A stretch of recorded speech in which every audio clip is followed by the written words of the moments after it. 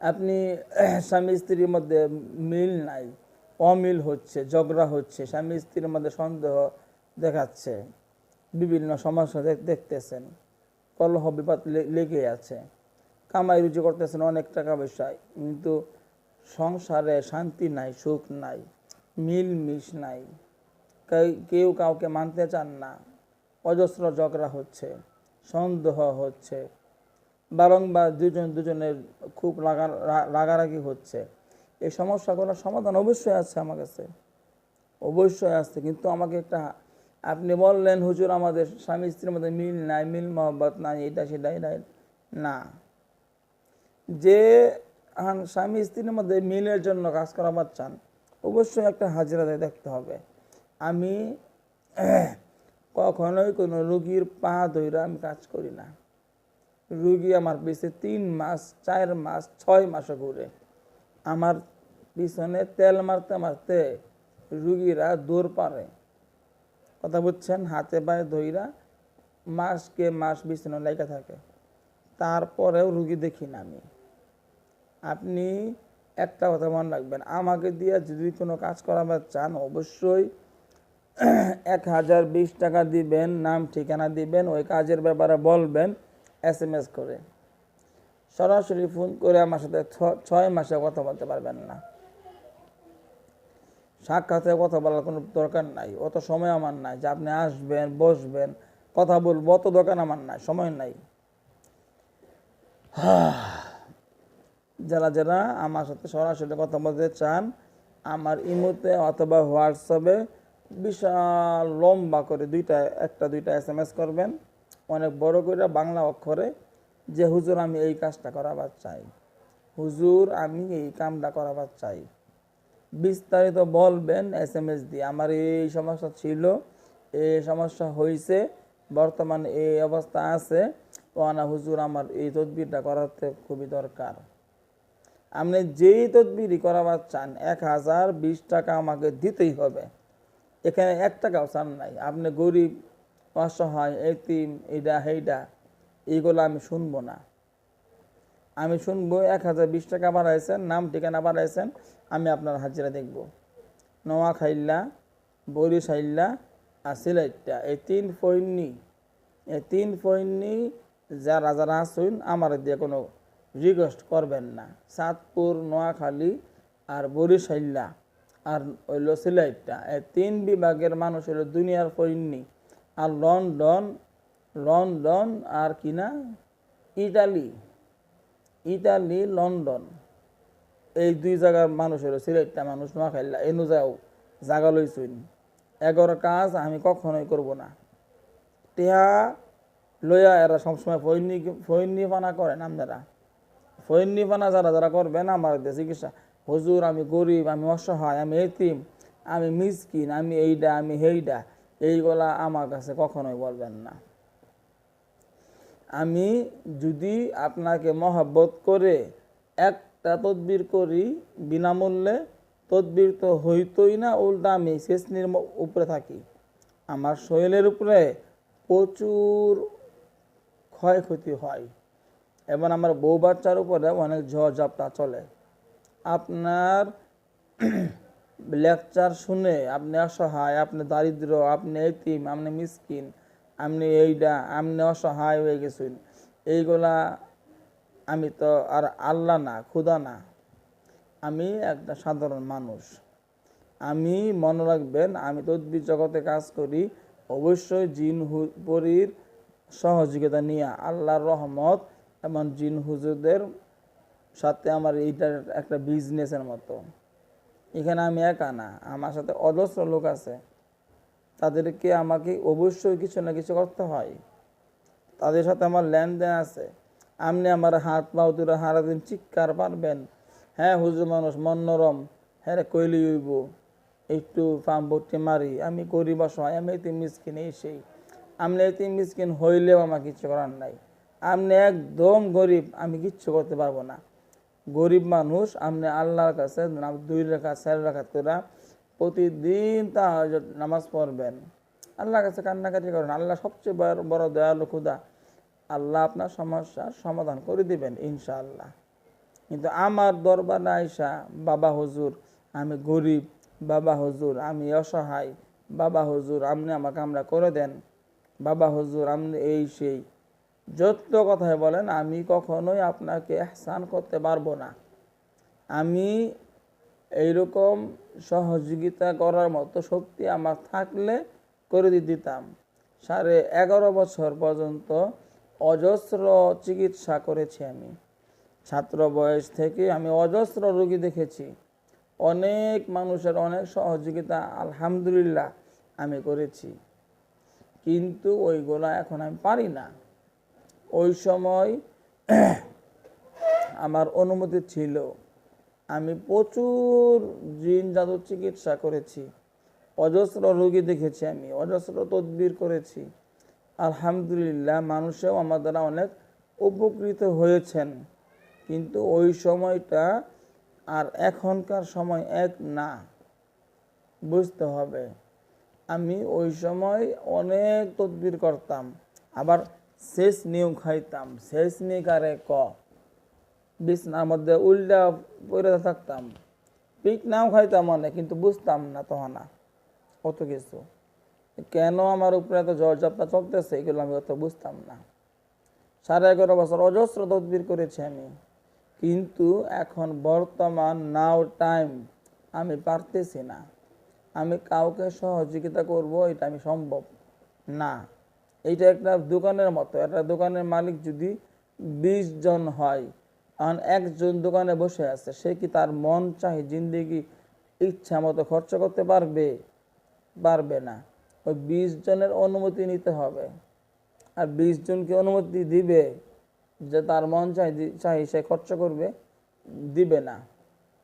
এরকম মনে করে রাখবেন, আমি ইচ্ছা করলে, আপনি গরিব, আপনি মিসকিন, আপনি নোয়াখাইল্লা, আপনি বরিশাইল্লা, আপনি সিলেটটা ফৈন্নি, ঠিক আছে, আমি এই ফৈন্নি ঘর লাগিয়ে আমি কোনো রকম সহযোগিতা করতে পারবো না। সিলেটটা মানুষ করে ফৈন্নি কই কি লেগে এখন 8টা অনেক শুরু থাকে, অধিকাংশ সিলেটটা ফৈন্নি, লন্ডনি আর এই যে ইটালিয়ান এরা সব ফৈন্নি। আর আমেরিকা আছে না, আমেরিকার মধ্যে সিলেটটা মানুষ যেগুলো আসুন এরাও ফৈন্নি, এরা নাম্বার 1 ফৈন্নি। এরকম ফৈন্নি ঘর চিকিৎসা আমি করতাম না। যারা টাকা পয়সা দিতে পারবেন আমার কাছে, আমি টাকা পয়সা নিয়ে চিকিৎসা করি, খুব ভালোভাবে চিকিৎসা করি। আর আমার তাবিজের পাওয়ার কিরকম, 32,000 কারেন্টের বোল্ট যেরকম থাকে এইরকম। আলহামদুলিল্লাহ আমার প্রত্যেকটা তাবিজ কবজের পাওয়ার এতটুকু বেশি, যে কোনো কাজ কাম 100-100 হয়ে যায়। এটা মালিকের পক্ষ থেকে পাওয়া শক্তি, রহমত। কিন্তু ফহিন্নিকর চিকিৎসা আমি করতাম না। যদি আমি করছি তাহলে আমি কেঁচা খাই, শেষনির উপরে শেষনি ভাই, এমন শেষনি খাউন লাগে আমার অবস্থা খারাপ থাকে। এটা মনে রাখবেন। আপনি আমাকে দিয়ে কাজ করাবার চান, আলহামদুলিল্লাহ আমি যে কোনো কাজই করতে পারি, কিন্তু অবশ্যই টাকার বিনিময়ে চিকিৎসা করি। অন্যান্য কবিরাজরা 40-এর নিচে চিকিৎসা করেন না। চালান জিনের সমস্যায় ভুগতেছেন এমন রোগী যারা আছেন, তাদের চিকিৎসা আমি 20-এর মধ্যে করে ফেলি। 30, 25, 20, 15, 16, 18 এরকম টাইম এর মধ্যে চিকিৎসা করি, একবারে গ্যারান্টি দিয়ে চিকিৎসা করি। আগামী 12 বছরের মধ্যে এই রোগী আর উল্টা মারতো না, এরকম গ্যারান্টি দিয়েই তারপরে চিকিৎসা করি। আর অন্যান্য কবিরাজরা তারা কখনোই গ্যারান্টি দেন না। কেউ চিকিৎসা করে 70 দিন, 40 দিন কি 15-7 দিন পরে রোগী উল্টা মারে, পরে কইলে আবার টাকা দিয়ে লাগবো, আবার চিকিৎসা করবো। জিনের আত্মীয় স্বজন আইসা করছে এই কথা বলে, আমি কখনো এই কথা বলি না। একদিনে চিকিৎসায় 12 বছরে রোগী সুস্থ থাকবো, গ্যারান্টি দিই আল্লাহর রহমতে। তো বিষয়টা বুঝছেন, আমি সবচেয়ে কম টাকা নেই, 18,000 20,000 টাকা দিয়ে চিকিৎসা করি। চালান জিনের সমস্যা 15,000 টাকা দিলেও চিকিৎসা করে ফেলি। যদি গরিব হয় 15-16,000 টাকা দিয়ে চিকিৎসা করি। আর অন্যান্য কবিরাজ 40-এর নিচে এখানে রুগী ধরেই না, 40,000 টাকা নিয়ে পরে চিকিৎসা করে, তারপরে কি 7 দিন যায় না, রোগী উল্লা মারে, পরে ঘুরা ফেরা ধরা মরা খায় আমার কাছে আসে, হুজুর একবারে মিসকিন হয়ে গেছি, আল্লাহর বুত হেন তুই চিকিৎসা কইরা ধরা খাইছস, আমার কষ্টে মিসকিন হয়ে গেছি, আমার টেয়া দিবি তুই যে এত লাগবো, কি করবো, পরে 15-16,000 টাকা দেব চিকিৎসা করে ফেলাই। আমার কথা হইল আপনারা যে যে যে কাম করাবার চান ওই কামই করাতে পারবেন, কিন্তু টাকার বিনিময়ে চিকিৎসা করি আমি, টাকা ছাড়া চিকিৎসা করি না, এটা মনে রাখবেন। কারণ আমি ইচ্ছা, আপনি গরিব, আপনি অসহায়, আপনি অমুক তমুক, এই সে বলে লাভ নাই। আমি যদি আপনাকে এহসান করবার যাই, তাহলে আমার এহসান আমার পরিবারের উপরে আমি কি করা হয়, জুলুম করা হয়, বড় ওদের উপরে খুবই হামলা সম্মুখীন হয় তারা। কারণ এটার ভাগিদার আমি একা না, এখানে যারা যারা আমার সাথে আছেন হাজার হাজার লোক আছেন, অনেক, 1 জন 2 জন, কয়েক কোটি লোক আছেন এখানে, ব্যবসায়িক আমি একা না। আমার আপনার দেখতেছেন আমি দোকানে বসা একা, কিন্তু দোকান আড়ালে মালিক আছে ধরেন 40 জন, 40 জনের আর তারা কখনো ওই যে এইগুলোর রিকোয়েস্ট তারা শুনেন না, এই যে আমি অসহায়, আমি গরিব, আমি মিসকিন, আমি এইটা, আমি সেইটা, এইগুলা কইলে কোনো লাভ নাই। আর অগ্রিম টাকা নিয়ে আমি চিকিৎসা করি, আপনি কবেন আমি এই আমি হেই পরে দিমনে, এইগুলা শুনেন না হুজুররা। হুজুর আপনি কামরা করুন, আমি কি দিমু, এই সব লাভ নাই। আপনি লিল্লা সদগা জাকাত খাওয়ার লাগে আমি কবিরাজি করতে বসি নাই, কথা বুঝছেন? আপনি কি দিবেন আমারে, ওইগুলাও আমি শুনতাম না। আপনি জাকাত ফেতরা লাগে আমি হা করে বসে আছি, এরকম না, বিষয়টা মনে রাখবেন। আমি চিকিৎসা করব, প্রথমে 1020 টাকা দিবেন, নাম ঠিকানা ফটো দিবেন, কাজের কথা বলবেন যে হুজুর এই বিষয়ে হাজিরা দেখেন। সর্বপ্রথম আমি হাজিরা দেখি খুব গুরুত্ব সহকারে, আমি সব দেখব, জানবো, বুঝবো, তারপর আমি বলবো আপনার এই সমস্যা পাইলাম, জানাইব, তারপর আপনার চিকিৎসা করতে এত টাকা লাগবো, ওটা বলবো। আপনার অবশ্যই সামর্থ্য দেখা আপনাকে, যখন আমি আপনার হাজিরা দেখব, ওই সময় আপনার সামর্থ্য কত টাকা সামর্থ্য দেওয়ার শক্তি আছে ওইটুকু আমি দেখতে পারবো, সমস্যা নাই। এরপরে আমি আপনার ট্রিটমেন্ট করব, কোনো সমস্যা নাই। ট্রিটমেন্ট করার জন্য যাহা বলিব তাহাই দিতে হবে। আপনার সামর্থ্য যদি থাকে 10,000 টাকা দেওয়ার, আমি বলবো 10,000 টাকা দিবেন। যদি দেখি 5,000 টাকা দেওয়ার সামর্থ্য আছে, 3,000 টাকা দেওয়ার সামর্থ্য আছে, ওই 3,000 টাকায় বলবো। যদি দেখি 40,000 টাকা দেওয়ার সামর্থ্য আছে, আমি আপনাকে 40,000 টাকায় দিতে বলবো। যাহা বলিয়া ফেলিব তাহার মধ্যে কোনো কমতেই হবে না, আশা করি বুঝতে পারছেন। আমি কখনোই কাউকে তেল মাইরা চলি না। আপনি কোন বড় অফিসার, কোন বড় নেতা, কোন বড় আলেম উলামা, আমি এইগুলো দেখব না। আমি দেখব আপনার কাজটা আমি সাকসেস করতে পারবো কিনা। কাজটা করে দেওয়ার জন্য যতটুকু দরকার হবে অতটুকু চাইব, দিবেন, তারপরে আমি কাজ করব। আপনি চলিয়া যাইবেন, এই জন্য আমি আপনার হাতে পায়ে ধরে, ভাই আমাকে যে আপনার কাজটা করায়েন, এইসব আমি কারো হাতে পায়ে ধরে চলি না।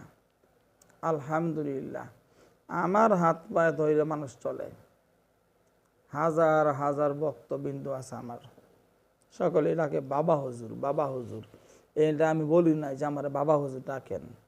বড় বড় লোকেরা ফোন করে বাবা হুজুর এইটা, বাবা হুজুর এইটা, বাবা হুজুর এইটা, সামনে আইসা পায়ে ধরে।